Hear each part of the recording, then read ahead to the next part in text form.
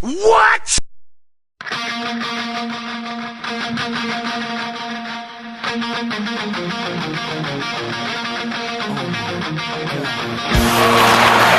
Here's Brunette. Brunette's in. Andrew Brunette shot score. Andrew Brunette in sudden death overtime, and Minnesota is moving on. I won't need my high school diploma anymore. I am the smart. I am the smart. I am the smart. I am the smart. S-M-R-T. I mean S-M-A-R-T. Played here by Danny Heatley, and out they come 2-on-1. This is Niederreiter holding onto it, and he scores! Nino Niederreiter wins the series for the Minnesota Wild. Fire away. Oh my God, we're live. Oh. And welcome to the special draft edition of the Giles and the Goalies podcast. I'm Charlie Beatty. Ben Remington is here. Giles Farrell is here. Those people you know. We are joined by, you might want to give him the microphone, Nate Wells, our very own Nate Wells, special guest for the draft. Welcome, Nate. Thanks, guys, for having me. I'm sorry I don't fit into either the Giles or goalies category. That's what, yeah. I guess I'll take the G for guest. Yes, Giles, goalies, and guests, or whatever. I don't know. We had Mason on like a month ago, and he's neither one of us either. I don't think. Yeah, so no. it's all good. So you're saying the bar has been raised? By Mason? Yeah. No, set pretty low. Yeah, I don't think Mason's raising a whole lot of bars. We love you. We love you, Mason. I don't know. Anyway. Right, the profanity bar he definitely He raised. did. Also the tater tot bar, because he got a lot of those. The amount of tater tots. So what we're doing here tonight is a little different. We are mock drafting on the podcast, which is either going to go really well or really horribly. So bear with us if it's the latter.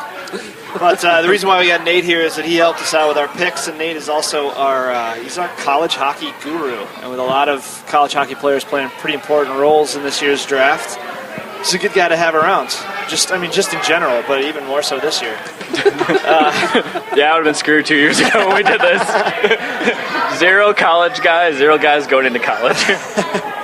But anyway, so how we did this is don't worry, we're not like thinking through our picks on the podcast. We have already picked picks 1 through 19, and we're not going past 20 because after the Wild pick, Nobody cares. who really cares? Yeah, nobody cares. We can speculate on what's Enjoy gonna your happen. Friday night. Exactly. Right, exactly. You're going to shut off the TV, you know it. I probably won't, but it's only just to see if like Brian Burke strips naked and streaks the stage. Yeah. Also, who will think the Chicago Blackhawks the most? Yes. Also, the city of Sunrise, Florida, for their hospitality. Do you think that they'll boo, like, if they're like, hey, it's good to be here in Miami? Like, when the draft was in St. Paul a few years ago, I think it was the Ottawa GM just went up and was like, yeah, it's good to hear you in Minneapolis, and all of a sudden you just hear, boo, boo. That's a party foul. Yeah. Right there. Also, it was also the same draft where the Jets came back, and there was a very big section. I think that was also the night the announced it was going to be the Jets. Yeah. Yep. Like, It was on the same day. It Oh, was that's weird. right. Yeah. Yeah, because it was just like Winnipeg NHL team. Yep. Yeah, they didn't have a logo up or anything. No. The generic NHL jersey. Anyway, so basically the way we did this is we randomized a draft order, and my wife actually did that for us without her knowledge. We were in the car last week, and I told her to pick a number 1 through 3 because we already set where Nate was going to pick, and she picked those numbers, and she picked Giles' number first, and she picked mine last, which I don't know if that's a good thing or not. But that's solid judgment. I mean, she's met Ben like really briefly. Very briefly. But enough to make a fantastic impression, I'm sure. Yeah, pretty much. so the order is, and we're going every 4 picks: Giles, Nate, Ben, and then me, which puts me at 20. But we have not picked pick number 20 yet. We are going to share that. We're going to get into a screaming argument about who we should take based on who's left, which we know, but you guys don't yet. So we'll start it out with the number 1 pick, which is Giles. And I know this is, if we can get a drum roll going, thank you, Nate. I know people are really I got curious. the draft noise here. There you go. So pick one. I just want to put on the record here that I was sitting in the bar over here during the draft lottery, No way. and I yelled the loudest profanity Edmonton. when Edmonton was in the gold envelope. I laughed so hard. I'm tired of their picking number one. Although I think after this one, they're kind of done with number one. You'd hope so. Yeah, they'll move back to 10 after this year. Yeah, just consistently 10. He's got his fingers crossed. Prove us wrong, Edmonton. Prove us wrong. But no, it should take them about a half a second to pick Connor McDavid. Obviously, he's been described as a generational talent. Comparisons to Sidney Crosby, if you will. Clearly the best player on the board. No debate about it. So we shouldn't waste a lot of time. No. Right. Not really. With 19 more picks to go. I do have here in my notes, if you haven't heard of him, you must hate hockey. Yeah. Right. So why are you listening to this podcast? That's really? true. So, yeah. All right, so we'll move it over to Nate for pick 2. I'll be playing the part of Bettman, just moving people along. We have a trade to announce. Yeah, No, it's wait, the no. blue one. And that's the other thing, too. We did this with assuming there would be no trades, which Yes. is totally not going to happen. Yeah. No. I mean, we got 20 picks here. I would be surprised if 4 or 5 of them were traded on draft. Yeah, absolutely. I mean, it's not going to be a traded too because the Buffalo Sabres are going to select Jack Eichel from Boston University, and they'll do it in they'll probably like push Edmonton out of the way after they take their half second to make a pick. They should just bring them up on stage together. But then Yeah. you still bitch about it, though.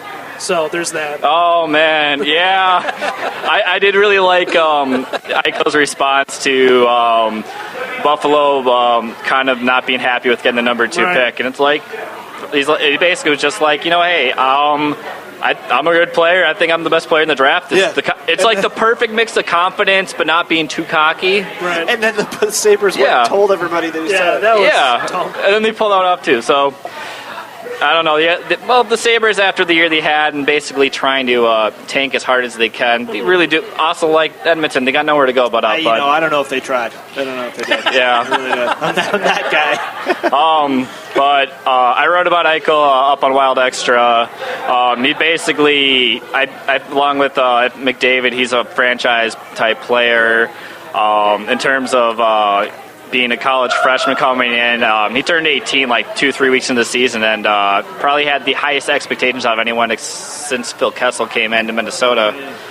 And he hit him and more. I think other than Gaudreau last year, he had the highest points per game in the last decade or so. Usually if you get like a point per game in either the WCHA Big Ten or I guess the old WCHA or Hockey East, Point per game in the new that's a good, like, it's an WCHA. 18, yeah. That as like, I see my Twitter mentions.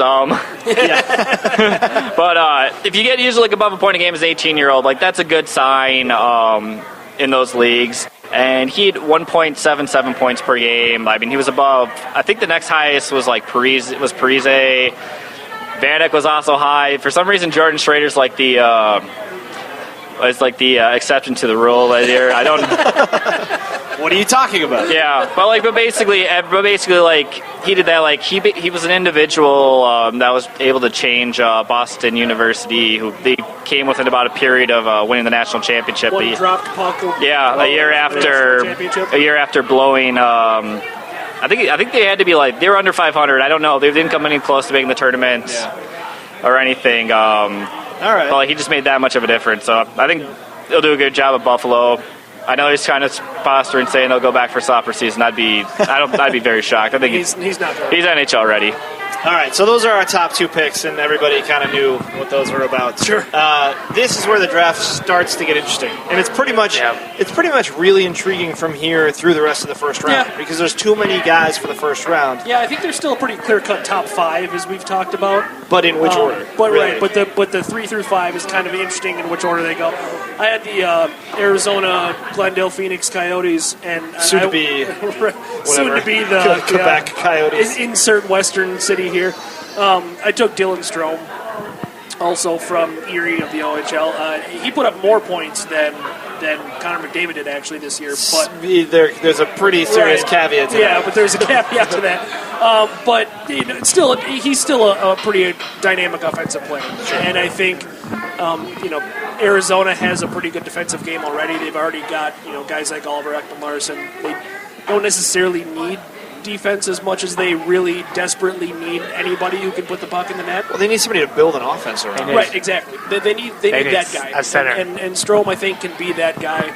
Obviously, his older brother is already in the NHL and playing pretty well with the Islanders, so he's got a little bit of a pedigree there. So I think that's a good pick for Arizona. I think that they need offense, and Strome is the best offense you're going to come across at number 3. All right. So I have pick 4, which is Toronto. And okay. Your Twitter's going to get filled with Toronto hate tweets. No matter who That's he all right. picks. That happens already, I think. But now they'll have a reason. Yeah. So, I mean, obviously, the third guy that was mentioned all year long with Eichel and McDavid was Noah Hannafin. And I debated whether or not Toronto would go with Hannafin or whether they would go with Mitch Marner. And I went Hannafin only because this is Toronto. They have to make a splash at the draft. And if Hannafin falls to them, which I think is entirely possible, they'll have to do it. And they really could use him, too. I mean, they have offensive players. Yeah. But they could use a guy to build a defense around it. It's clearly not Dion Phaneuf. And that's kind of the role that they're looking at anyways. But they're kind of in like the rebuilding mode. Yeah. Well, they're in an interesting mode Yeah. because, I mean, 2 years ago they made the playoffs with pretty much the same guys they've got. And now they're horrible. You know what I mean? And it's a disaster out there. But, if you're going to blow it up, you got to start with a guy that everybody thinks is going to be a franchise-type player. And you hear that about Hannafin. You don't necessarily hear it about Strome or Marner, even though it could still happen. Sure. But if he goes at 3, which is possible too, then I think they got a tough decision on their hands between Strome and Marner. I think he's also kind of a guy where you kind of get to it around this time of year where you get to like kind of draft overkill. You hear the same people going around. I mean, it's been McDavid, Eichel, 1-2 for the better part of 2 years now. We all kind of know that. But I feel like with a guy like Hannafin, especially because he's a defensive guy, he's a two-way guy, he's not putting up big points like a Dylan Strome or a Mitch Marner or whoever's going to keep going down the line. As I think you'll see in certain drafts, he'll be dropped, he'll keep going down. But I feel like he's kind of a guy in that aspect. Yeah, people like Craig Button. Like 12th. which is the same thing that happened to Cam Fowler a couple years ago. He was a top 3 pick, and he ended up at 12. And a lot of teams could have had him, including, I believe, the Wild. Could have had him. Yeah, they passed on him for that was the Granlund draft. Yeah. So. Less said about it, the better. So that's 4. So we can move on to number 5, which is Giles again. And we probably ruined it all, so Giles gets no drama in his picks. Yeah, it was Mitch Marner for Carolina. I've read conflicting things whether he's a center or a wing. I don't. Yeah, and they're all centers at this point. Yeah. It's never going to stay. I mean, unless you're specifically listed as something else. If he can be that center, kind of can maybe be the heir apparent to the Eric Stahl throne in Carolina, because can't envision him being around there much longer and consistently finding Marner as perhaps the second best playmaker in the draft behind McDavid and Eichel. Third. That would be third. Right. I can't count. Carolina can. Yeah. He played a lot of minutes with London this year, playing over 20 minutes a night, so he plays a good all-around game. Definitely something Carolina would like to start building around. And he's rebuild. tiny. Yeah. But that is his one knock, is his size. 5'11", 165. Patrick Kane's one knock, and all sorts of guys one knock. And I think Carolina really can't screw this up, more or less, because this is definitely a tier. I think the first tier is 5 players, and it's not even close, beyond that. So Carolina will get whoever falls in their lap at this pick, and they'll be pretty ecstatic to do that, because if they end up at 6, you're getting a significantly not as good of a prospect. So good for them. Yeah, that. But yeah, as far as everybody. Sorry, New Jersey. Yeah. That's the New Jersey way. Nobody's apologizing. New Jersey. All right, so we can move on to New Jersey. Yeah. This is where it starts to get interesting again, and I think it got really tough. Hey, this was a tough one, especially because New Jersey's kind of just they're in a bad spot with there's not really much in the prospect pool.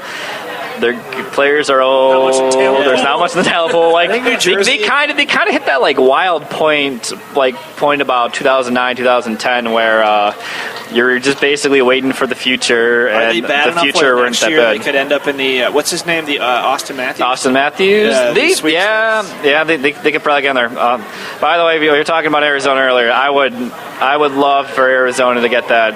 I'm not really big on the hometown picks or whatnot, but I think that'd be really cool for Is he from Matthews. He's a Scottsdale, Arizona native. Okay. He's done good. I gotta speak to him very briefly. Back when the U18 team came to Mariucci in November. So If you're not Aaron familiar with House, who we're talking yeah. about, Austin Matthews is next year's McDavid, although probably not near the others. I'd say he just missed the cutoff by about 2 days. And if he was if he was 2 days, 3 days older, I would probably put him somewhere between 2 and 3. I think you can make an argument. That I take him over Eichel. I don't fully know if I would or not, but it's at least enough of a conversation, which is way more than anyone else has. And yeah, him and Matthew Tkachuk, Keith's kid, who was also another 2016 eligible. Those two guys were just doing amazing things with that U18 team. It'll be another interesting one, especially with wherever Matthews is playing. Yeah. Let's move on to New Jersey first. All right, so at New Jersey, I just decided they're going to just try to get something in terms of like elite playmaker and big talent. I went with Matthew Barzal out of Seattle for the WHL. There's probably a few guys that can go around there, but that's who I went with. I mean, this is the point where you could find 5 different mock drafts with 5 different players. Oh, yeah. Absolutely. And it probably won't be any of the 5. Exactly. Might be a traded pick. Right. Exactly. Yeah. So, all right. So Barzal goes to New Jersey. Next up's Philadelphia. That's Ben again. Yep, and I took Lawson Krause. He's a wing, the classic power forward type wing for the Flyers. I don't know if they're really all that hot and heavy on it, but it just seems like kind of a Flyers pick. They're big on getting those hefty power forward big type bad wings. guys. Yeah, and they could use a little bit of scoring punch. Not that they are really all that strong defensively, but it just seems like they're kind of big. I don't know, just maybe it's a feel thing. Yeah. I mean, there's always players like that are. He's a Flyers guy. Team. Detroit always picks a guy, and he always ends up having like the best hockey sense in the world. Right, you know exactly. what I mean? Yeah. The Flyers pick a guy who's a little bit nasty, and that's what Krause is. So. Yeah. I had Columbus. I had really boring teams. I got screwed. Maybe not Toronto. I'm going to call you Mike Riley for the rest of the podcast. Hating on Columbus. Does anybody here care who Columbus picks? Not really. Well, anyway, so as much as I really wanted to pick a defender here, and I almost did, and any out of 2 or 3 guys you're about to hear about in a couple picks, I went Mikko Rantanen, who's the Finnish, actually a winger. So is Krause, I guess. Right. But and what pushed me over the top is I actually have read a lot about how Columbus's Finnish general manager actually really likes this Finnish player, and that hasn't had them take Finnish players every other years. But Jarmo Kekalainen is Finnish. Is that a hashtag one of us thing over there? I don't know. Yeah, sure. One of us could be anything in Columbus. The fun fact about Columbus, apparently it is like the perfect demographic breakdown of the United States. Really? That's why they test market every product in Columbus, Ohio. Because of that. Interesting. Super weird It's fact. there in Peoria, Illinois. Yeah, Exactly. and there's like a couple other ones, but yeah, like Columbus is like the major market for testing Yeah, that. it's super weird. Okay. Anyway, they go Rantanen and get another offensive guy to put up with Johansson. They actually have a couple decent defensemen, and even though they're not going to get Mike Riley. We got Justin Falkman. Let's move back to Giles. Giles actually gets an interesting pick here where nobody knows what he's going to do. I had the Sharks. I wasn't sure what to do because honestly nobody knows what the Sharks are doing at this point. They're not going to take Joe Thornton with this pick. Yeah. Because they hate him. The Sharks may look drastically different by the time this pick is made. That's very true. And this pick is very likely to be dealt along with I was going to say it. The Sharks kind of seem like they could maybe make a move with this pick, but I guess we'll see.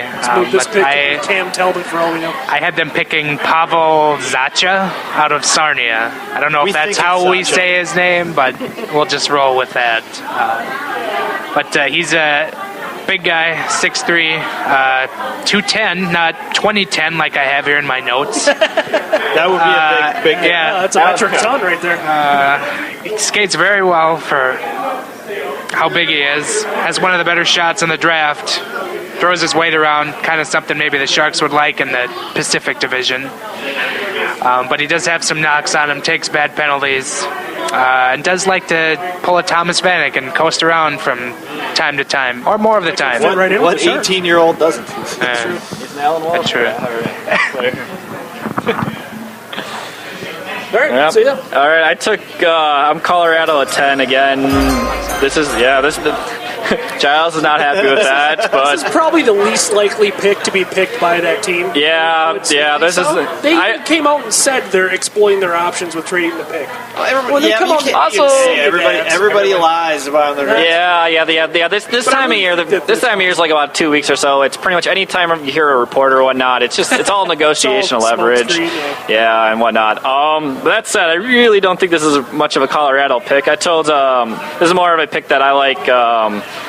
I chose Zach Werenski out of Michigan. He's the 17-year-old defenseman. He's easily the youngest player in college hockey this past year. Colorado really usually doesn't go too high with college players. They don't really have too many on their roster. Honestly, I think Werenski's probably the third defenseman to go in the draft. I can see someone kind of being high on him in the 8 to 12 range, but. He's a good. He's more of an offensive guy. Very good skating. Very good at setting up the play.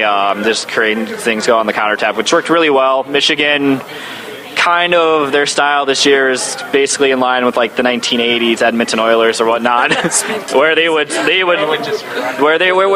be winning games like 5-3, 7-5. It kind of bit them because it took them a while to get going, and I thought by the end of the year they were a really good team. They just missed out on the NCAA tournament for like the third straight year. It's kind of going to be really interesting because, and we have a few picks. Kyle Connor is also a Michigan guy. They're going to be easily having the most college hockey first-round picks out of any team, and in the last 4 years, and they haven't made the NCAA tournament that stretch. So. And Colorado definitely needs defense. Yeah. If they somehow miraculously hold on to this pick, I mean, a defender for them would be an absolutely smart idea because they're such a train wreck at the blue line right now that it's not even funny. So any defender over them. I mean, Werenski is a guy that he's in that. We're picking him at 10. Mm-hmm. He's in that 6 area. A lot of people think he can go as high as that's the thing. He's a guy where I think if somebody really somebody really likes him, that's the thing. I think I'd take Hanifin over him just because I think it's a little easier to teach it's a little easier to teach offense and defense. And I think that's kind of one of his bigger knocks. He does have a good shot. Hanifin also has a good shot when he uses it, but we'll see how his development goes. So. All right. Up to Ben. Yep. I got number 11. Get the hometown pick. Got the Panthers. I went with Ivan Provorov. Not necessarily out of team need, which I don't think a lot of NHL teams are really drafting off team need anyway, but just the fact that I think that this guy doesn't slide much further than this on draft day because he's another one of those guys that he's mocked anywhere from 6 to 10 typically, and I think that if he were to fall this far like he did in our draft, I don't think the Panthers would pass up on him either as a fantastic partner to Aaron Ekblad for the next umpteen years, or the guy to lead the second pairing behind Ekblad for the next decade or so. So I went Provorov just basically out of value. And the fact that he's another guy in the kind of the Hanifin light mold, he's a good puck moving defenseman, and a lot of people rave about his two-way game. Plus, they're going to build around. Sorry, Giles. Go ahead. I was going to say, didn't the Panthers just lose a prospect? That was a forward prospect to Toronto. They lost Zach Hyman, but he's another. I mean, it's pretty much he's in that Kyle Rao, Rocco Grimaldi age group, where they just got a lot of really good forwards. Yeah. And plus, if Florida's going to build around Ekblad and you want to use Chicago as the model, right? You're drafting your Brent Seabrook to the basically, Keith, yep.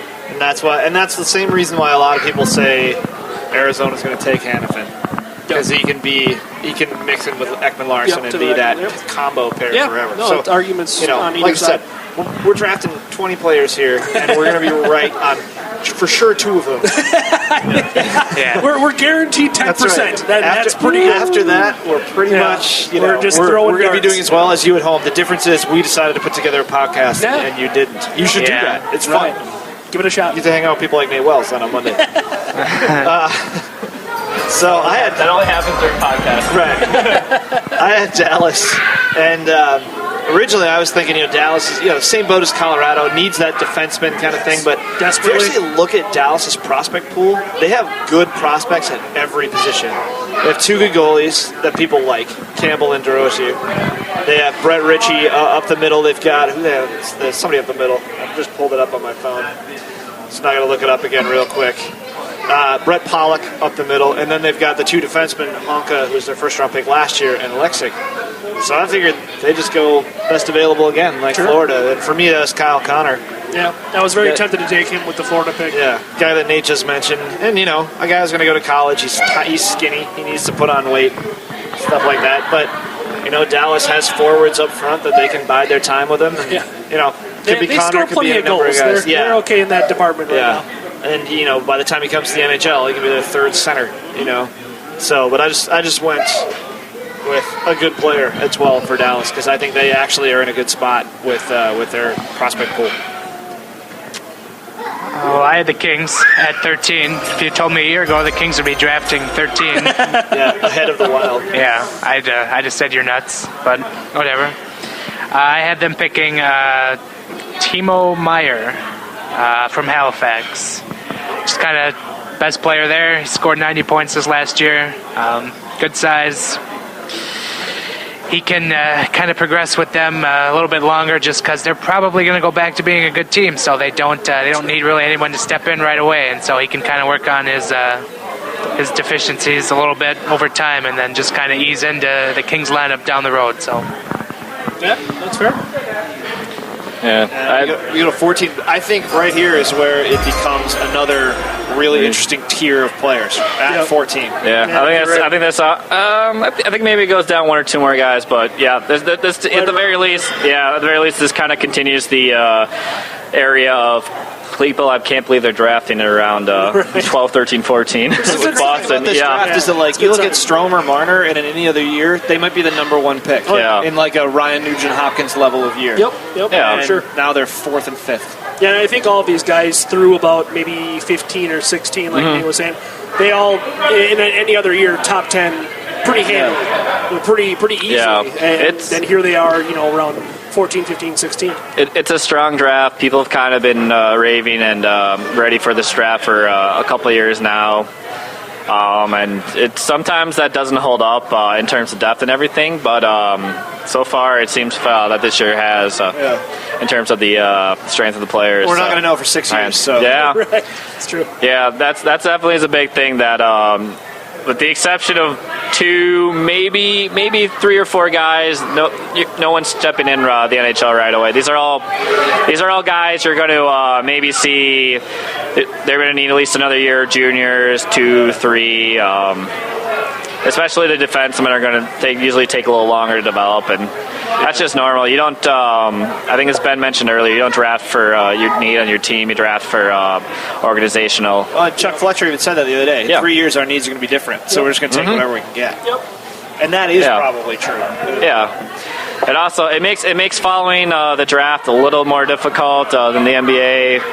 I was thinking that the NHL would be a little better off to not have their draft go the day after the NBA. Like, it's already hard enough to try to understand people. And people usually get excited about the first top 5, top 10 picks, but getting it right the day after the NBA is it's really hard. The NHL draft is for hockey junkies. Yeah. Like the 4 of us. Oh. Yeah, it's true. So, and if you're listening to us, you're an honorary hockey junkie. That's just because I like listening to Bob McKenzie talk. Oh God, I'm so happy that NBCSN has them. They have Drager, they have Budden for their coverage this year. Okay. Yeah, they took all the TSN guys. Like Milbury. They probably have Milbury too, but yeah, I'm sure. But they took all the TSN guys get a since paycheck. Rogers has the draft. Right? Yeah, that's. Yeah. So it'll be great. So you get all the TSN guys, but you don't get that that Canadian slant where they basically just simulcast it, and you're like, oh, the Wild drafted after a Canadian team, and there's one after. Oh yeah. Who did they we play? barely mentioned. Yeah. So Anyway, should be good. But we're on to Boston. I didn't really know what to do. It's a high pick for them. They just had a new GM, so I don't really know what they're going with. I just tried to take a player. That's the worst GM to get. Yeah, I just tried to take a high end player that can maybe spend a little more time to develop. And they have a pretty good prospect pool. They drafted well the last few years, so I went with Travis Konecny out of Ottawa, the Ottawa 67s. Former home of Tyler Kuma and Grayovac. Yeah, Grayovac as well. Yeah. Yep. So they're home for our Tylers. Yeah. Forget about Kuma. We'll go with that. Yeah. I had a buddy. I was talking to a buddy after they drafted Grayovac, and I'd heard of him. He was a 7th round pick, and he was like, "Yeah, it's a really good flyer. Something he broke his arm that year." Yeah. So if you saw something good for him, you might as well take him out late. Well, depending on how things shake out, he's probably your 4th line center next year. So let's get on the bandwagon now. All right, that's Boston, and like I said, that's a hard one to predict. And there's a couple of them like that with all the new GMs this year. All right, Ben. At 15, I've got the Calgary Flames. For this one, you could go either way because they do need some, maybe some more scoring depth in their lineup. Not they're drafting for team need, but they basically have one line and more or less one defensive pair, and that's about it. So they're really kind of open for anything. So I actually went with Jeremy Law coming out of the Q, playing for Sherbrooke, and he's a really offensive type style defender he's that classic power play quarterback type defenseman. A guy who's gonna carry the puck a lot from end to end. I saw him as something that would match up well with the Johnny Hockey line, basically somebody who would create a lot of offense, even from the blue line. So I don't know that that's anything they'd be interested in. Maybe they're more interested in getting a guy who can actually play defense for that team, but who knows? But I just kind of went with... So not giving up 50 shots? Exactly. I just kind of went with the all-in on offense kind of thing because that just kind of seemed like something that they might do. And Jeremy Waugh certainly is very likely to go in the anywhere from 12 to 20 range as far as we've seen. So it's very possible that's where he ends up. Yeah, I'm saying you wrote about him, right? I actually did profile him. He's actually the first one. Big plug. Right? Yeah. The first 10 for 20. one out of our 10 for 20 series as a possibility for the Wild. I don't know that it's incredibly likely that he falls to the Wild, but if he does, the Wild could be very interested in him just because, as I wrote, he kind of has the Matt Dumba starter kit to him. He's got a pretty heavy shot. Do they want to take more right-handed defensemen? He unfortunately likes to pinch at inopportune times, but he's also pretty good at moving the puck and carrying the puck into the zone by himself. So you can see a lot of reasons why the Wild would like him in the same way that they really like Matt Dumba, but it's a pretty maybe slim chance at this point that he falls all the way to 20. But you can read all about him on Wild Extra. So. Yep. And by the way, defenseman who pinches too much in junior hockey can be said about any defenseman in junior hockey. That's It's always like on the negatives on every one of these players, like pinches too much. It's like I just wrote that because he's been getting away with it his whole life. So speaking of defensemen who pinch too much in junior hockey, I just wrote that about our next prospect as well for tomorrow. So right. And spoiler alert. You can read about. You probably already have read about him if you're listening to this. This is interesting because this is the first team in this draft that's picking for a second time in the first round, theoretically, as if it stays the way it is. Yeah. And it's Edmonton, and they're basically drafting with house money at this point. And right. I think if they were picking fourth, they'd be picking a defenseman for sure. Yes. But since they're picking first, they have to pick another center. I think they definitely go with a defenseman here, just because. People will already kill Chiarelli if he doesn't do it. If they don't take a defenseman, whoever it is, I will be absolutely dumbfounded. Yeah. But at the same time, they just fired their entire scouting staff. So I don't know exactly what they're thinking. We don't know what's what going happens on. is Boston pick at 16 because that's who Edmonton's picking. Yeah, basically. And I went with Thomas Chabot. And honestly, it could have. I was debating between Chabot and Sporl. Yeah. Who is defensive pair, actually. Defensive pair. They play for the same team, St. John in the Q. And I just went with Chabot just because what I was reading, he seems a little safer, a little steadier than Sporl. who, spoiler alert, might be a 10 for 20 guy. I don't want to give anything away, but could be. We got a couple days to go. Yeah, actually, so Chabot's... Is it Chabot or Chabot? I heard Chabot on the really? play-by-play. All right, Chabot. I don't know, it could be, maybe it's actually Chabot and the play-by-play guy had it wrong, but I just watched it shift by shift and wrote the story. Play-by-play guys don't get that stuff wrong. As we found out during the playoffs. He's up on the website right now as you're reading this, I'm sure. But I watched his play-by-play, and I was actually very, very impressed by his puck-moving ability. He's really a guy who he's pretty good with getting breakouts out of his zone. He's pretty responsible defensively too. He didn't seem like he was out of position in the defensive end a lot. In the offensive end, yes, he did pinch a fair amount, but I don't think that he was really reckless with that either in the game that I saw. So I came away pretty impressed by his two-way game. So it's I think he's a very real option for the Oilers here, and they should take a defenseman, or firing that scouting staff was all for naught. That's right. Well, or not, whichever. So let's move on to Winnipeg. Surprise playoff team Winnipeg and Giles Farrell. I got my pals to the north here. Team. Yeah. He's big up there. Yeah. About that. Another day. We will tell that story sometime.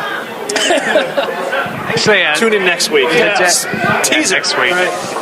Actually, the Jets kind of have one of the more better prospect pools in the league as well. So especially after that Kane trade. Yeah, I think they kind of roll the dice a little bit here, and they take Nick Merkley from Kelowna. He's small, only 5'10", but about him yesterday. 10 for 20 guys. 90 points, 70 assists last year. Very, very good work ethic. Zach Parise comes to mind when you read about how good his work ethic is. When I was researching him, I was just like, this guy's going to be at least an assistant captain in the NHL within 7 years. Like, he just seems like the kind of player that coaches are going to love. He's gutsy. I posted the video where he tried to fight Nick Patan, which is the funniest thing I've ever seen. They literally add up to 350 pounds together. Patan is tiny, and he won the fight. No, he's not afraid to get in the big guys' faces. Which would actually be funny because Patan is a Winnipeg prospect, so they can talk about that in the locker room. So I can't wait for the a couple of years ago. Can't wait for the Nick Murley gets suit thrown in shower by Dustin Bufflin story. That'll be a good one. Oh, he did not take that well. And the funny thing is, everything they read about Merkley was put him with a good goal scorer and you're golden. And they already have a couple good goal scorers. And the guy they picked last year, Nikolai Ehlers, is really good. Yeah. 18. Yeah, unless you want to skip Ottawa. I mean, that's well, the NHL probably does. Yeah, fine with that. They screwed up. We're St. Paul and the XR, so I mean, we're not big. Right. You guys aren't big in Ottawa, are you? They'll skip them. All right. I've got people in Ottawa. Okay. I actually do know people in Ottawa. Charlie has a guy. That's good to know. I was in an earthquake in Ottawa once. Oh. Yeah, it was very low. All right. It was in the middle of the night. It was frightening. Oh, you have to tell that story once we're off the air. I went to Ottawa. I really, honestly, paying more attention to college hockey and everything, and players and stuff. I really don't know too much about Ottawa other than Andrew Hammond went kind of ham in the last part of the year and they got to the playoff. I don't. That burger that somebody threw in March, he ate it right before the playoffs. McDonald's, yeah, exactly. Yeah, McDonald's got like a bunch of free hockey advertising, even though I think they're like one of the biggest like NHL advertisers anyway. So that's the funniest thing that people have been told not to throw on the ice since plastic rats. Oh yeah. So God, yeah. We need Florida to make the playoffs again just for that. That'd be just the rat tricks. But yeah, so I went with a guy who's he's been rising up the draft rankings lately over the season. He kind of played for not a good Waterloo team this year. They kind of struggled. They traded away a few guys. Which is crazy because they're going to trade deadline in the first 2 rounds. Yeah, they're 2 line-mates. I went with Brock Besser. He's a right winger. He's actually from Burnsville, so hashtag one of us. A guy who is one of a couple players in the first couple rounds of this draft who I've broadcasted games of. I've seen him play quite All right, yeah. He was at Burnsville. When he was at Burnsville, I've seen him play in Elite League. I saw him internet-wise at the World Junior A's this past year, where it was him and Tommy Novak. It was the other one. It was the other, yeah. Just play. They had some really good chemistry together. They looked really good. He's actually going up to North Dakota, and Novak's going to Minnesota, so that's always interesting. So Besser is what we're saying. Yeah, so, he wanted. Yeah. I'll have to check the flow chart on that one. Actually, not only that, he decommitted from Wisconsin and then went to North Dakota. So well, that might. I don't know. Yeah, that's probably a push, I guess. I'm confused. Yeah, that's why. Yeah, that's why you have to check the flow chart. Man, I don't know. Yeah. It needs to be a flow chart. Yeah, there really does. Yeah, I guess look for that in Wild Extra at some point down the line. That's an August article. That is straight up a dead time of the year. I already screwed up the Fontaine as a cat article that Nate was going to write. He's mad at me for that. Yeah. All right, so on to number Besser. 19. First local boy off the board. The final. He'll be the first local. Probably good odds he'll be the first local. Yeah. Could go ahead of him. I could see that. We didn't actually take Bittner, but we'll mention it. So I was a 19 in Detroit. You could have picked him at 19. You spoiled it. I could have, yeah. Instead, I went with Yevgeny Svechnikov, who is a Russian, but also played in the Q this year. So he's got very. OHL, right? No, Q. I had it wrong. Oh, okay. Yeah. Okay, he didn't play in the Quebec League. Yep. So he's got a pretty good they know more about him, seeing as how he played Canadian juniors versus the unknown Russians of the world, which are there's a handful of those that could end up in the first couple of rounds this year. But he's a guy that I would really like the Wild to kind of take a home run swing at, but more of the kind of classic Russian scorer type versus the safe two-way player type that the Wild are so famous for taking. But the Red Wings just seem to find guys that are pretty good value picks based on their skills, and I think Svechnikov is that. I think the Russian thing, I don't know if it's Yakupov or what exactly it is, but it seems to have downgraded some prospects here and there. Well, everybody's afraid they'll go home. Right. And if things go wrong, they can go home. Exactly. And the whole thing with Slava Fetisov wanting people to play in the KHL until they're 28, like that, there's concerns. So I understand that, but I think the Red Wings are a smart organization. Obviously, they're kind of more or less the model franchise of the NHL when it comes to developing talent like this. So I think. But they also do it really slowly, which could turn off a Russian prospect. True. But I don't know. It just seemed like he was the type of skilled player that the Red Wings would go after. Just kind of a hunch based on what Detroit has done in the past and them getting bargains on skilled players that maybe could have gone a little higher. And it's one of those things where it's like Svechnikov is one of those guys who, if he wasn't Russian, there's no way Detroit's getting him. He's gone by 12 probably, and he and the other Russian forward in the first round, which is Denis Gurianov, both of them probably. Anyway, that was pick number 19, which kind of transitions us nicely into 20 because we were talking about players that the Wild could take. Yep. And we all would like, I think all of us at least at this table, and a lot of them around the Wild blogosphere would Twitter, really love the Wild to take a big swing this year. Yep. So now we have the chance to all take a big swing. So we mapped out the first 19 picks, but none of us talked about who the Wild should take at 20. So we can go around the table right now and everybody take a choice. I'd be happy to go first if you guys. Go ahead. Okay. Well, I'll kind of lay out kind of a lot of the names that in this scenario the Wild could get. Sure. A couple of guys we've already written about, like Paul Bittner, Joel Eriksson, so we had Colin White, who Nate thankfully filled in for me to write because he knew way more about him than I ever could. I basically sent Charlie about 2 pages of notes, and he's like, "Yeah, that looks good. You should just throw that up." Yeah, he's like, "You just go write it." I got a Thursday off. Yeah. I mean, I did. I had to broadcast 6 games that day, but that's beside the point. There's Gurianov.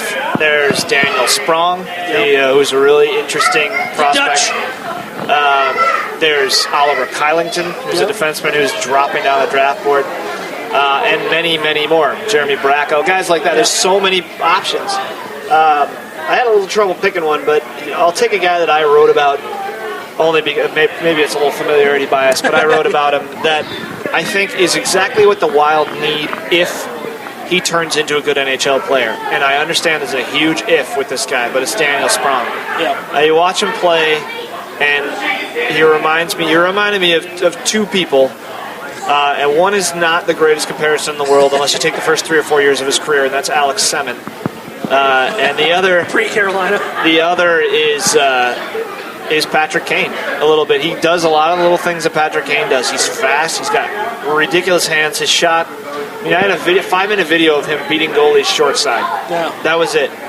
And he doesn't play defense at all right now. And there's some question as to whether his coach in Charlottetown and the Q even asks him to. Sure.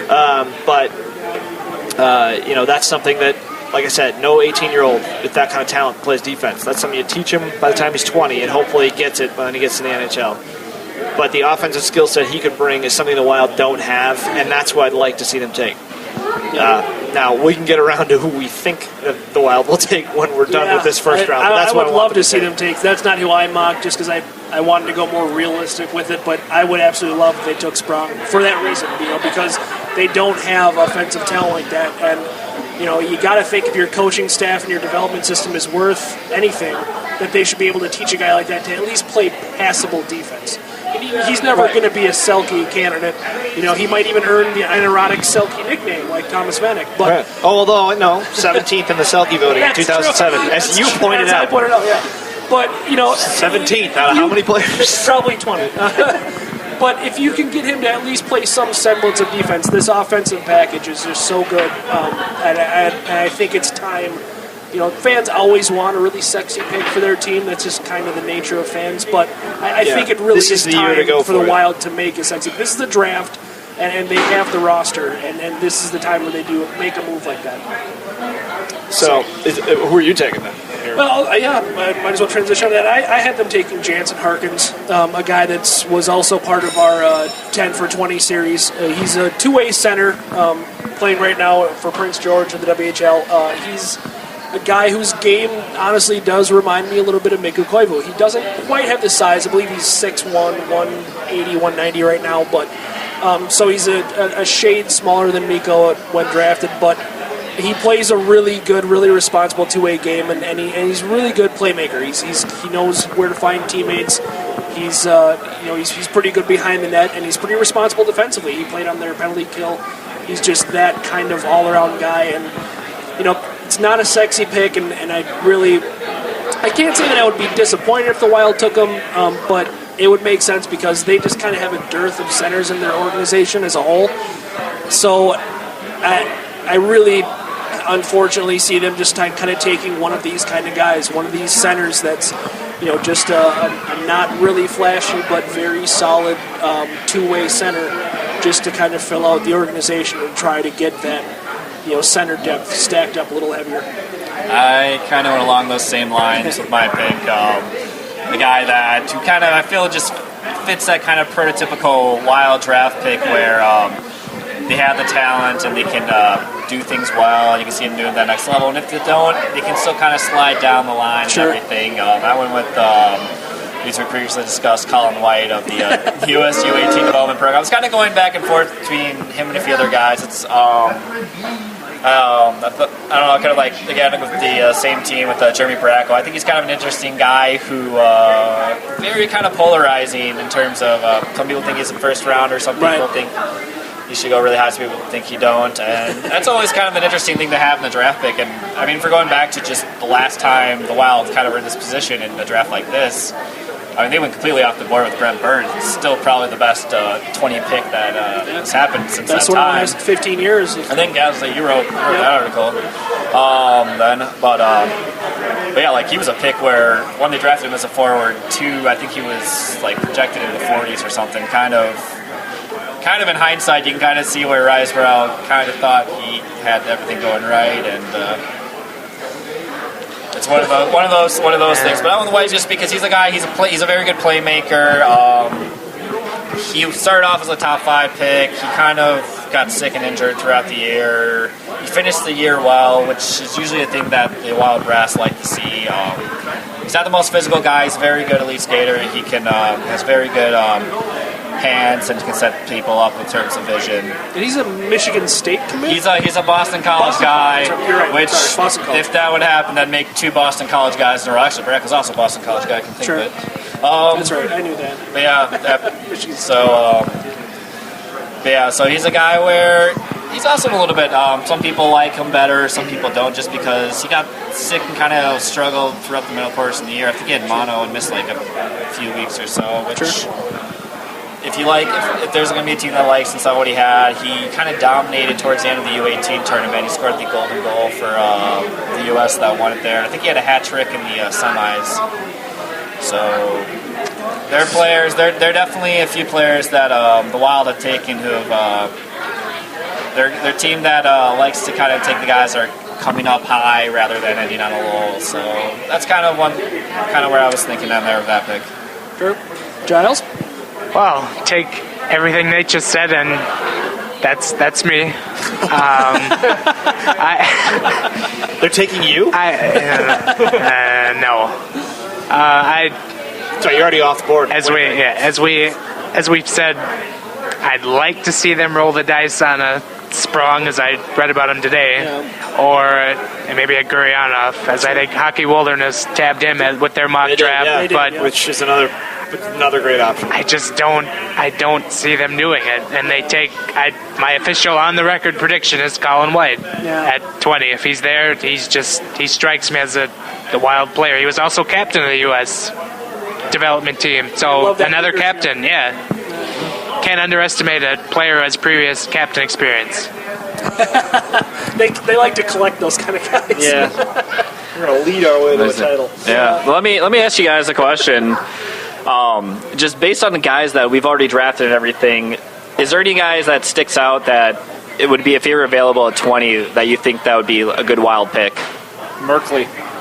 I loved what I saw from him. I loved reading about him. Just the kind of player he's more of a playmaker than a scorer. Yeah. But if Merkley falls to 20 and the Wild don't take him, I'm probably going to get a plane ticket to Florida like that night. We're going to talk, and I got to work the next day, so it's probably not a good idea. But you got to get guys like you have in Ottawa.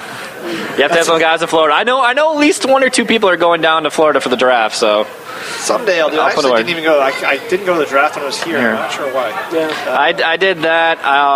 Dan Schrader, who now is a big time guy. I used to write a blog called First Round Bust with him.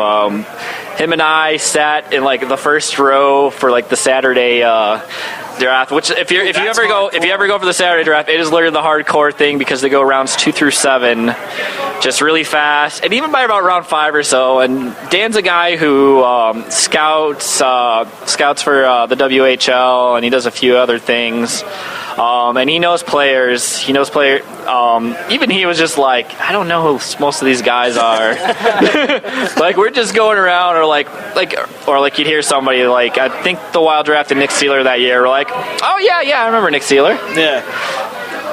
Was that the year that you drafted Lucia? Yeah, they drafted Lucia. They drafted Lucia as well that year. I didn't touch on that one too. We actually ran into Coach Lucia in the middle later that day. So sure. Very cool. Yeah. There's mine. Merkley was mine. Who's yours? Yeah, I would agree with that. I think if Merkley falls to them, I think they, depending on who else is there, obviously, you don't know who else is going to be there. But if he does, I would really like to see them take a guy like that because, it's more or less out there. They really need a center. Not that Merkley's necessarily a pure center, but yeah, he played both. Yeah. Well, the thing is, his junior team traded for Leon Draisaitl in the middle of the year, right? And then he kind of got bumped to wing. And actually, his numbers went way down. Yeah. They traded for Draisaitl and Josh Morrissey, who's a defenseman, who's Winnipeg's top pick a couple years ago. So yeah, he would be one that I would like. I would really love for them to take the home run swing on, like I said, on either of the Russian guys or on Daniel Sprong. Those would be the two. I wouldn't even mind a guy that we hadn't brought up very briefly, Paul Bittner. Yeah. He's kind of a power forward, kind of that same mold as Lawson Krause, the guy I had going 7. A big guy, yes, a Minnesota native, but also didn't play high school hockey, just went out and played juniors. But I really liked his game as well. A wing isn't necessarily what they need desperately in the organization, but he's definitely got some finishing ability, and I think that's something that this organization kind of as a whole lacks.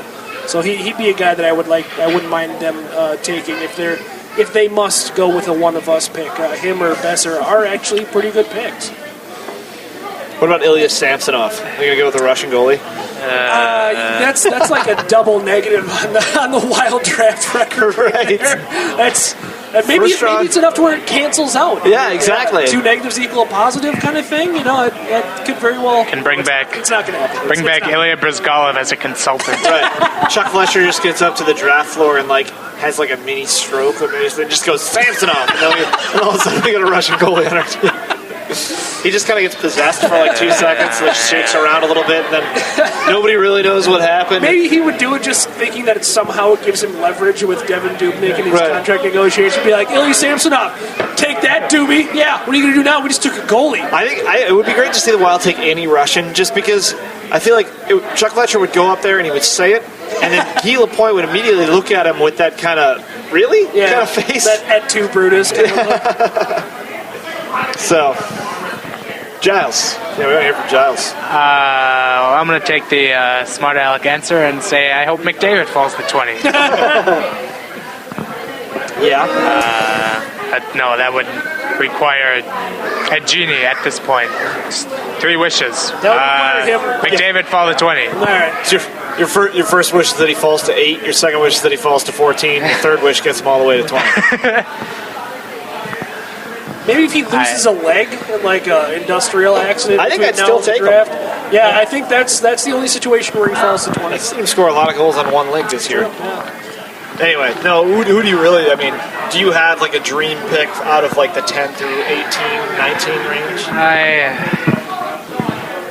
I not really. I guess maybe kind of going somebody I went over, Timo Meyer. Maybe. Yeah, if he fell, incredible. That'd be nice, but.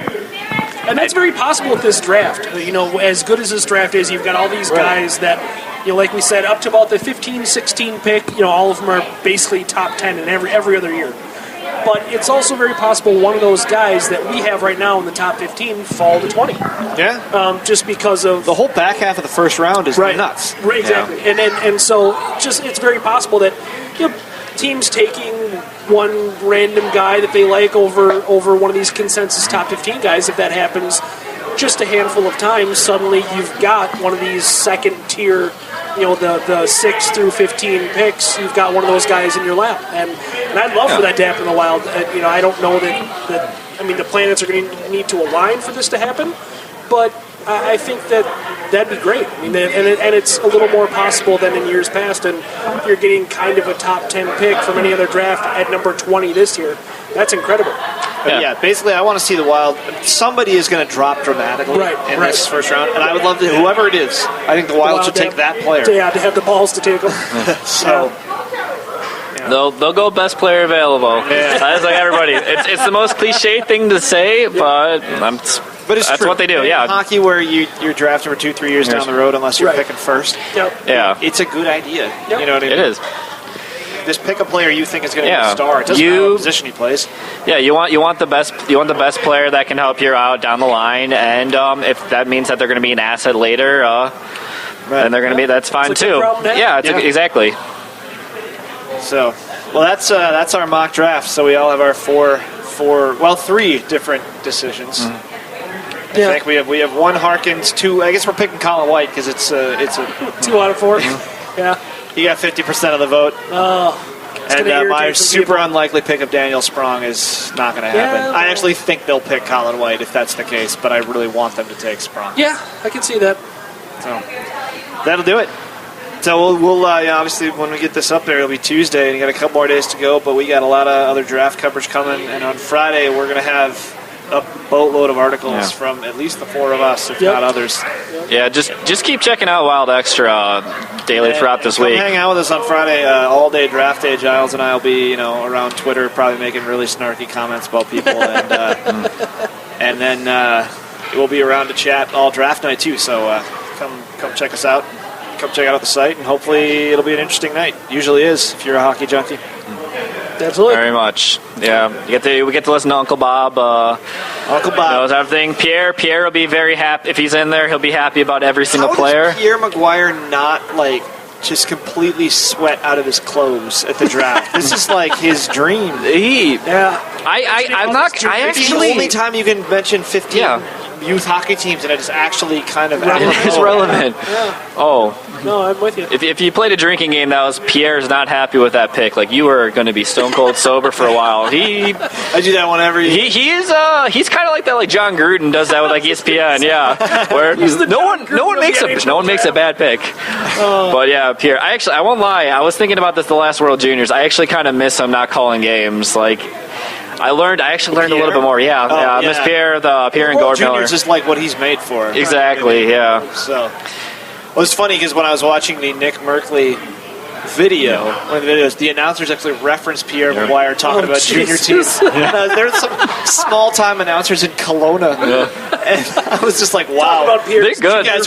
They're good announcers." I'm trying to remember which Wild prospect used to play. Was it? I think maybe it was Dumba, or no? He was Red Deer. He played a Red Deer. I'm blanking on who it was. It was Allis Ballmer.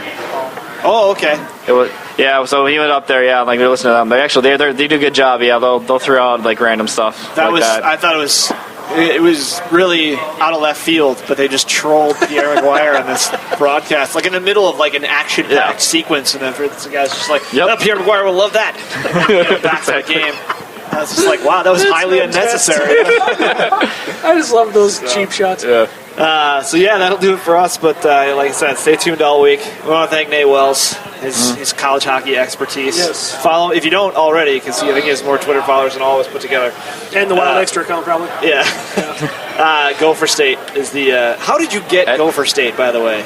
Did you sign up for Twitter on like day 3? I've had it. I've had it for probably since about 2009. I had it since before I started writing. Has anyone from the state of Minnesota ever called you and said like how much do you want for it? No one has ever done that. I had it early, but I used to have it because I wanted to combine. I'm a Minnesota alum, and I wanted to combine Minnesota and like the state of hockey kind of together. There you go. State of Gophers just didn't really sound good, so. That sounds like you need an infestation. An exterminator. Yeah, so that never sounded good. So I had that on a couple other sites. I put that so I put that up on my own, and I mean, it kind of worked out. It kind of worked out nicely because now I write about the Gophers for SB Nation College Hockey and about 9 other that are like, I want to find out what's going on in Minnesota just in general, and then they're like, this guy only talks about hockey. So I have mostly I mostly know it's mostly hockey. Sometimes it's hard though when I do Wild stuff because so many of my followers are just Gopher fans. So I always will notice I get a lot more traffic on my Gopher stuff versus like my Wild stuff, which. That's fine. I mean, but I write. I'll write. I've written probably for about 4 or 5 different places for Gopher stuff, just like in this past season. So I did both. Names everywhere. You'll stumble upon him on the internet. Yeah, odds are if you've read anything about hockey, like the third article is mine. So random articles. You can also find them in random chat rooms, which we won't talk about. Yeah, that's right. Wait! This entire podcast was a sting. No. Have a seat right there. To catch an online predator with Nate Wells.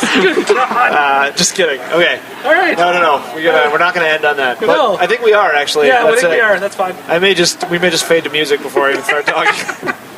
Do it. That was our mock. And that was the last they ever saw of Nate. That's right.